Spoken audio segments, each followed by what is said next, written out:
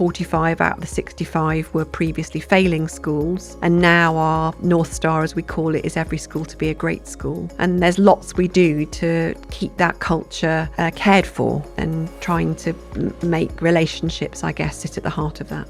And what do you think are some of the key levers that drove that transformation? If we get it right for children between the age of 3 and 5 and 5 and 7, so much of the rest of it takes care of itself.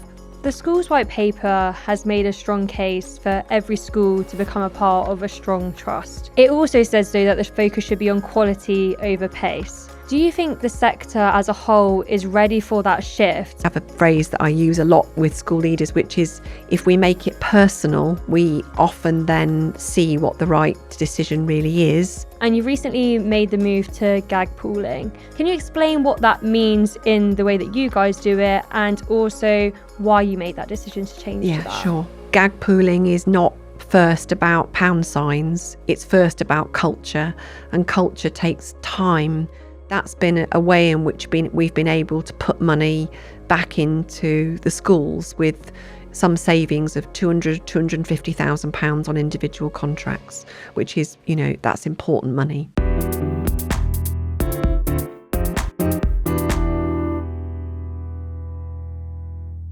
Welcome to Series 4 of Trust Matters Lessons in Leadership.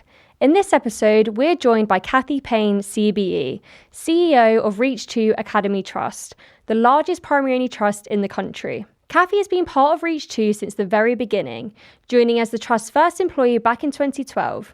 Since then, she has helped lead its growth from a small trust taking on some of the country's most challenging schools to a national organisation spanning 65 schools across 20 local authorities. In this conversation, we explore what it takes to scale a trust while holding on to a strong sense of culture and purpose, why Cathie believes that strong trusts have a key role to play in improving outcomes, and the thinking behind Reach 2's major shift to gag pooling and a more equity-led funding model. We also discuss the future of SEND reform, the importance of giving children the best possible start in life, and what Cathie hopes every child experiences before they leave a Reach 2 school.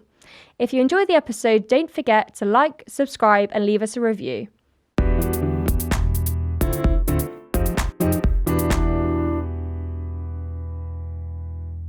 Well, first of all, welcome to the podcast, Cathie. It's a pleasure to have you with us today.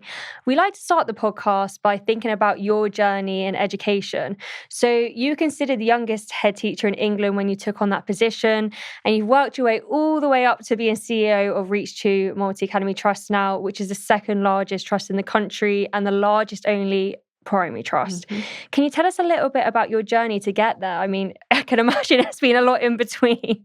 I didn't have ambitions to be a head teacher, nor to be a CEO. I think sometimes when you've got the benefit of hindsight, you can look back and see a lot of good luck and good people and happening to be in the right place at the right time and then do some of the right things. That's, I guess, what I can look back on now and see. I was a head teacher very young. I'd only been the deputy head of the school for about 6 weeks. But the school had gone into an Ofsted category just before I started. There were a series of acting heads that then took over, but within 6 months I'd applied for the job and got it because I was really loving it, and I felt like we wanted to finish what we'd started, which we did. I think the link between that, which was a really long time ago, and now, I guess, is being very motivated by doing more and more for more and more children. So I think what takes you out of the classroom to being perhaps a deputy head isn't because you don't like teaching or you don't want to be in a room with lots of children who are your own class. It's because you think you can have a different impact on more children in school leadership. And I think that's really what's happened with going from headship and a number of headships within my first sort of 15 years of being a school leader. The school I was at for the longest was Mount Street Academy, which after it became outstanding, we applied to become a teaching school and then became Lincolnshire's first teaching school, which was quite something because we were an infant and nursery. There were several secondaries that also applied. And that really gave me a sense of being a a system leader and trying to work out what that meant to do something in the system and for the system, as well as working, within it in my job. And it was really doing that work at Mount Street that led to a very long story about how I came to be at Reach 2, but starting off as the first employee of the trust when there were just 4 schools currently then, when I joined back in 2012, and then been CEO since 2021. And there was 4 schools when you joined. There's now, is it 65 at the time of filming? And that spreads across 20 local authorities. That's right, yeah. Running an organisation that large, when there's so many diverse settings within that, must be really difficult. How do you make sure that the culture stays a thread throughout all of the different settings, and that the trust's purpose, values, missions really felt throughout all of those schools spread across the country? I think it's helped that I've been there for every step of the journey. So with the exception of 2 of our serving heads, I've appointed everybody else, or the heads have been appointed while I've been around. So I really feel like I know our school leaders and they know me, which means that you've got like connection and hopefully building a sense of belonging for people. I think you've put your finger absolutely on the golden thread part of it, which is in Reach 2, we've never had a kind of cookie cutter approach to running a trust. We don't think a school in Lowestoft should be the same as a school in inner city Birmingham. We think that schools are there to serve their local communities, and my job is to try and help the heads and help the schools to serve the communities the best that they can. And there's some things that we can do that I think make that more likely. And culture is absolutely critical. So we've got a real culture of belonging. I think the heads would say that. And we've got a culture of very high expectations about what we want for our schools. And that kind of mission has been iterative from the early days of wanting to get every school to be a good school, given that 45 out of the 65 were previously failing schools. And now our North Star, as we call it, is every school to be a great school. And there's lots we do to keep that culture cared for, and trying to make relationships, I guess, sit at the heart of that. And what do you think are some of the key levers that drove that transformation? Like you said, 45 of the schools were in a struggling place when they joined the trust. What are some of those key things that you've been really sure to concentrate on when you've had schools join the trust, that you think these are some of the things, and obviously every school's different, but maybe some of those higher level things that you really concentrated on as a trust? So in the earlier days of Reach 2, when the schools were coming in thick and fast, and they were sponsored academies, so they were coming in groups in a way really we wouldn't see happen now. Growth doesn't happen at the rate that it does now. We were taking 15 schools in a year, all of them failing. It was a lot. I think the absolute, if there is a golden bullet, it's that leadership has to be right.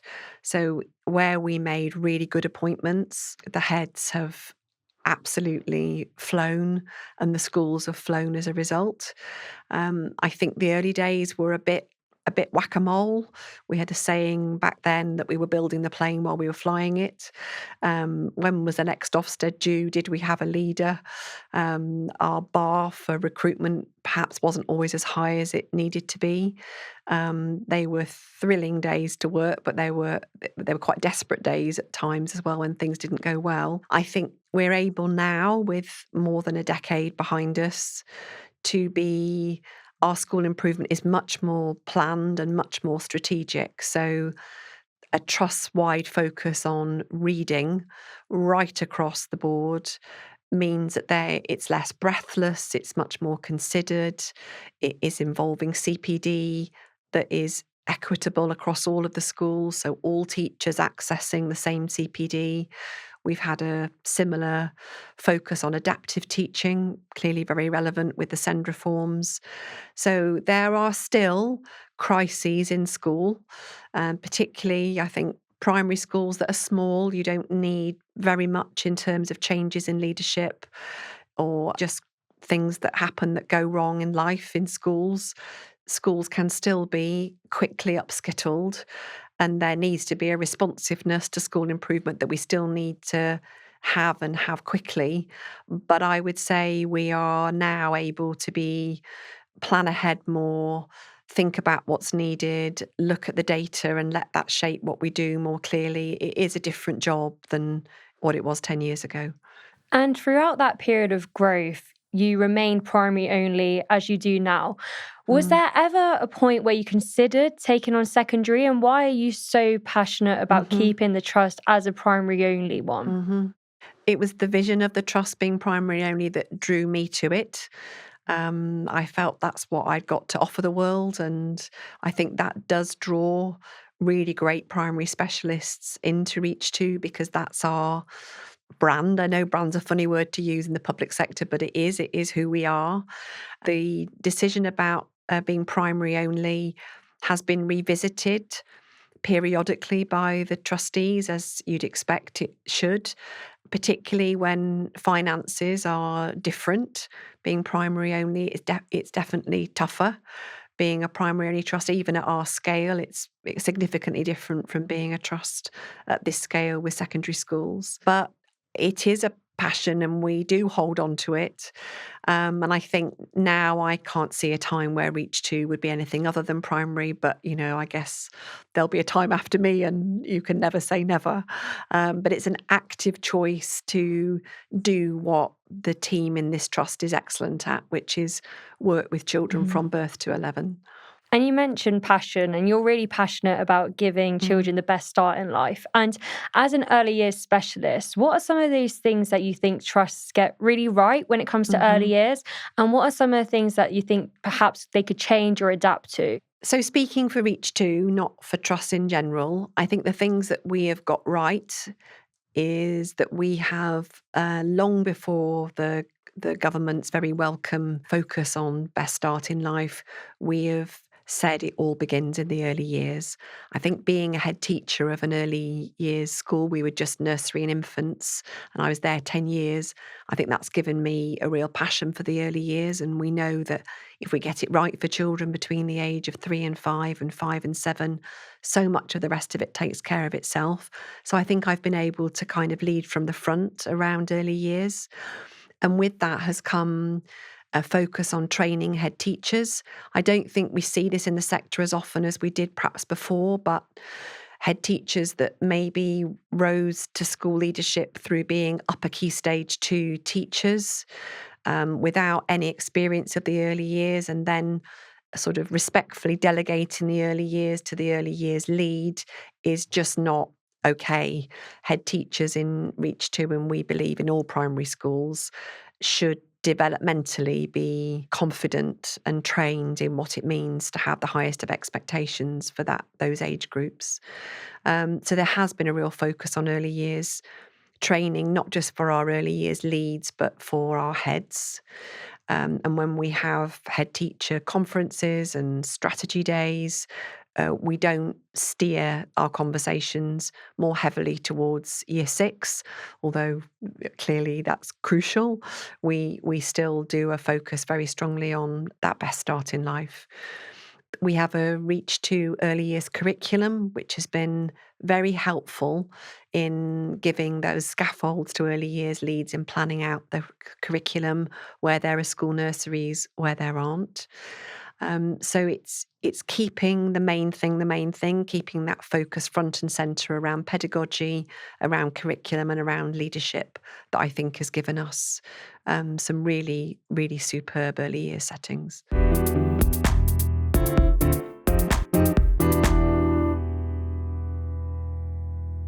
And the school's white paper has made a strong case for every school to become a part of a strong trust. It also says, though, that the focus should be on quality over pace. Obviously, yourself, you're leading the second largest trust in the country. Do you think the sector as a whole is ready for that shift? And what do you think a genuinely strong trust looks like in Mhm. practice? Mm. So because I've got 30 years in education, I think I've got something to say and offer about governance. And I think for me, being in a MAT is the right thing. It is the best way to deliver high quality education, but only if a school's in a strong multi-academy trust. There's nothing magical about being an academy that makes a school better. There are some really excellent maintained schools, church schools, single academy trusts and multi-academy trusts. So it's not the label over the door that makes the difference. What I do think makes a difference and what makes a strong trust is some of the things we've touched on already. I think people need to feel they belong. They need to feel as human beings that we're part of something that gives us a sense of purpose, a sense of identity, a way of getting attention and giving to the system. And a map provides a fantastic structure to be able to do that. The collaboration, I think, is a word that we bandy around in education loads. It is much easier to achieve true collaboration in a multi-academy trust when you've got shared priorities, you've got geographical proximity, you've got deep relationships where people trust each other, you've got the ability for leaders to be vulnerable and say, we're not doing very well in this area, but I know you are. Can you help? And to offer help. And we've had the most, you see it in the MAT sector and you see it in the education sector, but I can only speak for Reach 2. Just the most marvellous acts of professional generosity in leaders hurtling across the country from east to west to be able to support schools that need it. And I think the other thing around strong trust that I suppose is centre of what makes a trust high quality is the governance. So to have a strong trust board, as we have got strong, challenging but positive relationships between trustees and executives, my experience of that in the last 4 years has been that all of that positivity sort of cascades its way through the organisation, which gives people that sense of, it's a bit of a buzzword, but feeling like psychologically safe and then able to do their best work. And one of the other big reforms that came out in the Schools White Paper is around SEND. Mm-hmm. Obviously, you have a lot of experience in early years and in earlier settings around the impact of SEND. And like you said, those years are really key for the development of a child, especially for those children with SEND. Do you think that the changes suggested will drive meaningful inclusion? Or do you think it risks schools being more accountable for something that they're already struggling with and they don't have the capacity to deal with? It's a both to your question. I am really supportive of the reforms. We know that it's not working. It's not working for parents. It's not working for teachers. It's not working for leaders. And of course, the result of all of that is there is still, in spite of everybody's best efforts and a huge amount of expense, outcomes are still not good for children with SEN. So the case for change is absolutely uncontested. What those changes are, I support. So having the opportunity to feed into the consultation process, we've been saying loud and clear that there are schools in which many of the key aspects of the reforms, it's already happening. Heads that have been working very creatively with the funding available, setting up their own high quality, stress on high quality, inclusive primary schools with potentially their own enhanced provision, working really beautifully with parents that are passionate that their children's needs are met. We've got some great stuff going on. I also mentioned adaptive teaching training. So this really skilling up a workforce to be able to meet more of children's needs in the classroom, where children with a greater range of needs are there than perhaps at the point at which the teacher trained. We've been really absolutely clear on what does great teaching look like for all children, including children with SEN. So massively welcome the focus on training all teachers to feel more confident around meeting a range of needs, including children who've got some difficulties with their learning. Where there are still gaps to be filled in, and this is still to be written over the course of the next 3 years, is the way in which, as you say, schools become more accountable. So the individual support plans now sitting at school level in the proposals rather than the statutory EHCPs with local authorities. If this really works the way it's intended, We will have early identification. We'll have strong conversations going on with parents as partners with schools around meeting children's needs. We'll be able to meet children's needs with the money tilting towards the schools and individual support plans written by the people that know the children most and written by the people who are going to deliver what the children need in order to have their needs met. What we don't want is an exacerbation of some of the really difficult conflict and friction that goes on at times between parents who are exhausted, angry, frustrated, school leaders that are doing their best but don't feel their best is always good enough. We can't have that imploding where it all becomes even more fractious than it is. That's the bit we've all got to work extremely hard to make sure that there are no longer those sort of incentives for more and more aggravation to it that seems to be the way in which you get your child's needs met. We've got to now take this opportunity to use the next 3 years to make this the best it can be for everybody, most importantly, the children.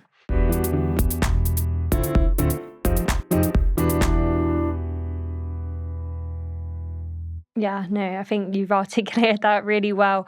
And obviously, that's a big change happening to the sector, the Schools White Paper, but you've also undertaken a big change at Reach 2 when it comes to how you manage the finances of the trust. And you recently made the move to gag pooling. For those who might not be familiar or who don't know the way that you do it, because you've suggested before that people may do that in different ways, can you explain what that means in the way that you guys do it and also why you made that decision to change to that? Yeah, sure. So perhaps the best place to start is what isn't gag pooling and what is gag pooling and what we've moved from before I talk about why we've moved to something different. So local maintained schools, of course, the local authority takes some money at source to run the local authority and then delegates the money to schools that then work with their governing bodies to set budgets. In a multi-academy trust, it can be done similarly to that, insofar as an individual school, School A, gets its what we call gag statement, the money that's generated by the number of children who are on roll. And that gag statement will have money generated purely by the number of children. It will also have other elements that reflect the difference between School A and School B. For example, the number of children who are from more disadvantaged backgrounds, children with English as an additional language, children who are on the SEND register. So there are other more individual characteristics. That all sits on a gag statement. And previously, and the way many multi-academy trusts still run, is the central team, the team that isn't based in school, will take what's called a top slice from all of the gag statements, which could vary anywhere between 4% and 12%, and most commonly sit somewhere in the middle of that, to run the work of the trust. So that's what Reach 2 has been doing right up until this year, is a top slice model. That has got some advantages. It means that schools are quite self-operating. School A sets School A's budget, School B sets School B's budget, and so on and so on. We have made the move away from that top slice model to a gag pooling model, really for 3 reasons. First of all, the culture in Reach 2 is very much we are one trust of many schools. So it's one organisation, and an organisation that wants to be founded on equity. So if School A is very much advantaged in terms of what it can offer the children that it's responsible for, that's great for that school, but it's not great if you're School B or School C that can't provide what the other school is able to. And when you're one organisation, and I have a phrase that I use a lot with school leaders, which is, if we make it personal, we often then see what the right decision really is. If we wouldn't want our child or a child we know to be advantaged or disadvantaged depending on what school they happen to go to by postcode, is that the right thing for one trust to sort of accept? So there's a real equity piece that we have stressed. Also, what happens if you're running 65 individual budgets is the opportunities for procuring at scale and the savings that you can get from big contracts is completely lost because you've got 65 different financial entities all trying to achieve best value for money, and it can't be done. So by gag pooling and bringing all the money into one place and then allocating the money to the schools and centralising contracts, that's been a way in which we've been able to put money back into the schools with some savings of £250,000 on individual contracts, which is, that's important money. And then I guess the third one is a sense of being able to invest in the trust agreed strategic priorities. So if the schools are all operating separately, it's then very difficult to say, as a trust, we are focusing on this and this and this. So a good example of that in Reach 2 is our EdTech and digital transformation priority. If we can't strategically allocate money for Promethean whiteboards, we haven't gone fully down a one-to-one devices, but more iPads in classrooms, more laptops in classrooms. If we can't strategically allocate money to that, then we are just sort of drifting really in terms of where it is that we're trying to get to. So it has not been easy. There are definitely fours for gag pooling. There's definitely arguments against, and our head teachers are not of one mind of the pros and the cons in terms of which side they sit. But this year, for the first time, that's the way we're setting our budgets. And you mentioned some of the elements that are on a gag statement, which include pupil premium, SEND, and EEL funding. You've decided to ring fence that funding. Why was that important that that wasn't part of the centralised fund? It was absolutely vitally important that we kept that separate. And we've done the way that we've done the thinking around this and then the communicating and the consultation, letting heads try and shape this with us, is, I guess, in kind of three buckets. The first being our trust, one trust, which I've talked about. The second being our schools, so the more of an equity piece. But then the third one is actually my school. So if I'm a school leader and I've got 95% of the children whose English is not their home language, I've got a different community with different needs and different opportunities, different learning demands than a school that perhaps has only got 5 or 10% of children with EAL. And that should be reflected in the way that the head teacher then has got the agency to be able to use that money that is for their children in their context. So we've tried not to dumb down that passion and commitment that comes from a local head in their place, and that you can apply to disadvantage. We've got the most disadvantaged school in the whole country by electoral ward in Reach 2, 75% of the children there on pupil premium. That money has got to stay with those children because their learning needs, their life needs are different from schools that we've got in a couple of wards where the parents are better off. The children don't have the same needs. So we've ring-fenced that so that heads can say, in my school, in my place, my community, with my children, this is what they need. And I've got the money to be able to resource that to meet their needs in this place. And you mentioned previously that it hasn't come without its challenges. And you speak about the heads there, 65 heads around the country. And I can imagine it's difficult when everyone has an opinion and they're in a different setting. What are some of the hardest things been about trying to get people on board with such a big change, especially when there's a question around, I guess, autonomy and the feeling of control over your own budget and your setting? It's been a journey. And I think one of the things that I've said consistently in terms of the lessons learned is the gag pooling is not first about pound signs. It's first about culture, and culture takes time. And I was appointed as CEO in 2021, took up post in 2022, and I was too quick off the mark to begin this piece of work that I felt needed to be done and needed to be done quickly.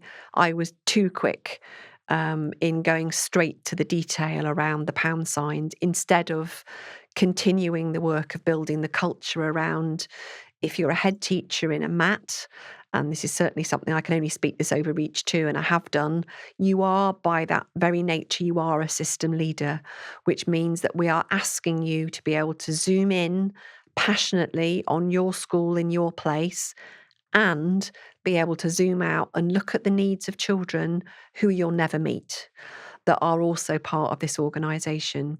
And what that means in practice is some schools set deficit budgets because they have got a falling roll or a role where it's awkward to mix the age of the children into mixed age classes, a myriad of other reasons why schools can be in a financially challenged place. And that can also include a very loyal, long-standing staff team who's in a one form entry just become more expensive over the course of 5-6 years. So it's often not something anyone's doing wrong. It can be built on heads doing things right that they retain their staff, but the staff becomes more expensive. We've got some schools with deficit budgets that are being offset by schools with considerable surplus budgets. So that's a talk of the soul before it's a talk of a spreadsheet. And that journey then I went in too quickly, over enthusiastically in my first year, didn't do enough listening. The first iteration didn't work. So we've now rode right back and started again to build that piece around we are one trust of many schools, not many schools who happen to be in one trust. And there's such a profound difference, I think, depending on which lens you look for. And as part of this journey, you've centralised some of the other services, such as school business management. Why did you also feel that this was the right direction to go in? And could you speak to maybe the journey of that, the decisions around it, and how that's been putting it into place? That was also difficult. We took out the role of school business manager in 2022-23. That was not an easy decision to make or take or deliver or for anyone concerned in the process at school. But we did that because under a gag pooling model, the ability to be able to centralise contracts, as I've talked about, to really that value for money piece that's about things being more effective and more efficient. I don't know how you do that across 65 different schools, because if 65 different school business managers are all seeking best value in their schools, that's brilliant, and many of them were, but you're not realising any of the economies of scale that you get from a larger organisation, and you just wouldn't see that happening in a different discipline, a different sector. So we centralised recruitment, estates, health and safety, HR and people management, finance, because we felt if we did that, we would be able to centralise those contracts and realise some of the savings. We also felt very strongly that the central team could then be experts doing experts' job. It isn't possible for a head teacher to know everything about health and safety legislation and everything about estates management, nor can a school business manager do all of that. I couldn't when I was a head. You need people who that's their discipline. And in a multi-academy trust, you can get experts doing experts' job. So I'm now able to feel completely assured, for example, around safer recruitment, because I've got a team of people that are doing that all the time. And there is a rigour and an assurance. I'm not saying it's the only way to do it, but in a big organisation, how do you have that golden thread of something like safeguarding, safer recruitment, health and safety? How do you do that if there's this sort of giant kind of chasm between the board, the CEO, and the people on site? So that was a big motivation for going to what we call our shared services model. And one of the criticisms around gag pooling is that there's a chance that it could turn into stockpiling Mhm. reserves. How do you, obviously, this is going to be new to you as a Mhm. trust, but how do you ensure that that doesn't happen? And how do you envision that you make sure that it stays Mm. equitable, like you Mm. said at the beginning? There is so little danger of that ever happening in Reach 2. That's a problem that I don't have. We are still just a little bit now, slightly shy of the 5% reserves that the DfE strongly recommend that MATs have. We're not there yet. We will be there by the end of this year, but we're not there yet. So there is no likelihood and no ambition of Reach 2 ever accumulating tens of millions of pounds of reserves that is kept back. We need the money to go to where the children are, to where the need is, to where the schools are, to do the work of that's our mission, which is for every school to be a great school. We need to also do that whilst being financially robust, being able to provide financial assurance, and being financially sustainable. So there is a sweet spot. If anything, we've been too far the other way, which has been running at 2.5% reserves, which is it's put us on the naughty step a little bit, but we're off that now. And 5% reserves is all I would ever want to have, and all we will have. Being a primary trust, that's just not a problem that we would worry about. Larger trusts with primary schools with primary and secondary schools do sit on larger reserves than that, and that can lead to criticism. But there's no CEO that I've ever met that is what is motivating them. What motivates us is to do the best for children and young people that we're responsible for.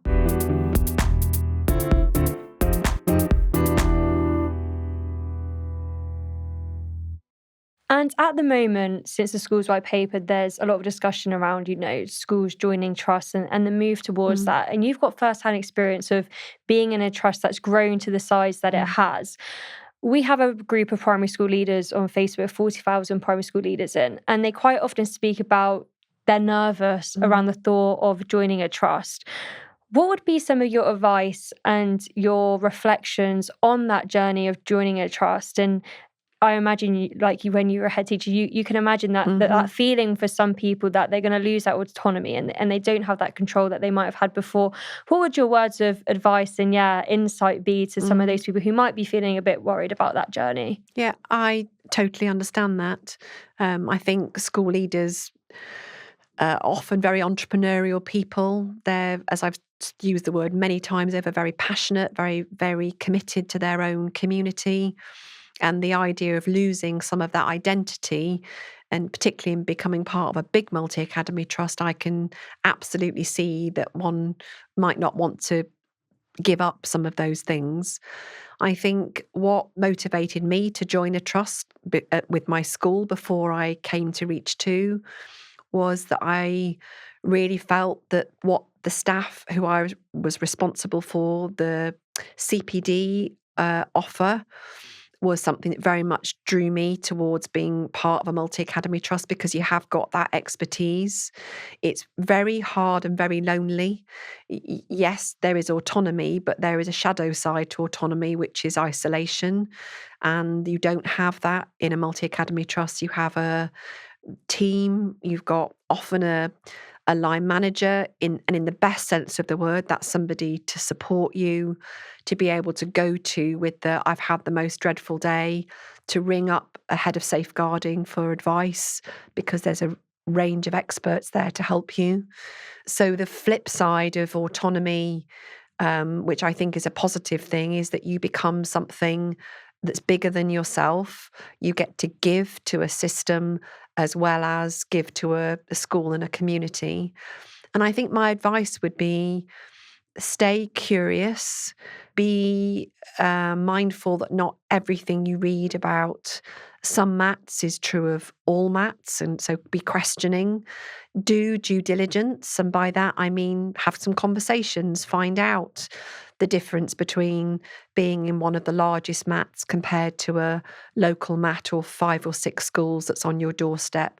Find out what that would bring, positives and not so positives to your school community.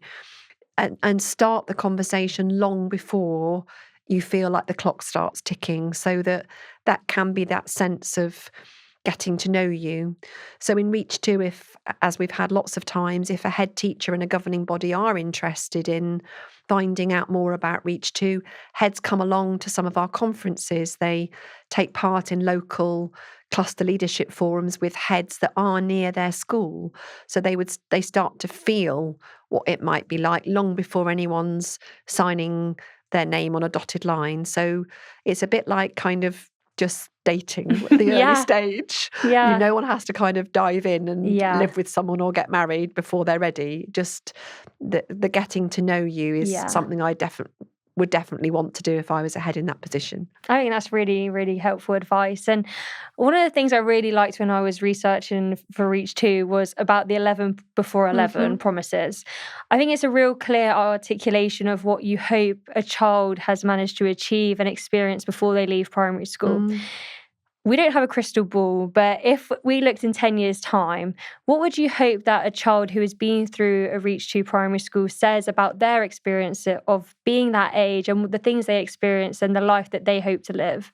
I started 11 before 11 as one of the very, very first things that we did in Reach 2. And that came from a sort of dual motivation. One was I very much, and we as a team then, we very much wanted schools to have that local agency we've been talking about. So not all wearing the same uniform, not all being called Reach 2 in the school name. So more like the unique identity of the school shining through. But then that left me feeling like, well, how will a child even know that they're in a Reach 2 school, and does that matter? So we wanted to try and develop something that gave the children right across the organisation a sense of identity. And so we talked to the children about what that might look like. That happened just at the point that my eldest son was turning 18, and we were putting together a proper old-fashioned photograph album of his first 18 years. And spectacularly not the perfect parents, we did feel quite chuffed that he'd done lots of nice things that were meaningful, but not necessarily luxurious. Things like going camping and climbing a mountain and rowing down a river. Just most of the things were outdoors. And so something kind of joined up there in our thinking around what if we could create some promises for children that everybody could experience before they turn 11. And we began with like 1,001 and then 101 and then 11 before 11 was born, a sensible number, and it sounds great. And that would then bring identity. And from that, we wrote, my friend wrote a song for Reach 2 children to sing, which includes a lot of the promises. So that was lovely. The kind of deep answer to the question is, I guess, Rudine Sims Bishop, her beautiful poem about mirrors and windows and doors. That's, I think, what underlies the 11 before 11, which is we want children to be able to see themselves in the promises and see things that they recognise in themselves. So one of them is 10 good deeds in 10 days. And the 10 good deeds really are, again, total local decision about what they do. But children are naturally kind and want to do good things for people. So the 10 good deeds just taps right into that.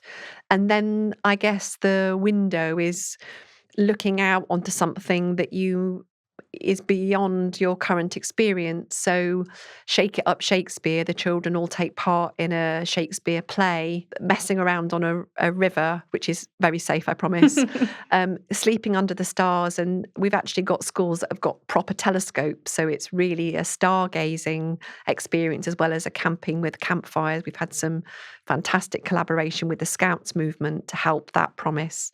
And then I think the doors is, what if you did something as part of that enrichment at primary school that then literally opened a door to something more? So we've had children taking part in flash mobs that have been spotted by dance academies the children have then gone on to dance professionally. And it's those sort of stories that, if you think a child might say, of their primary school experience, or say of 11 before 11, I was seen, I was valued, I was inspired. uh, And that then meant something as they went forward in their lives. That's all I could ever ask for. Mm.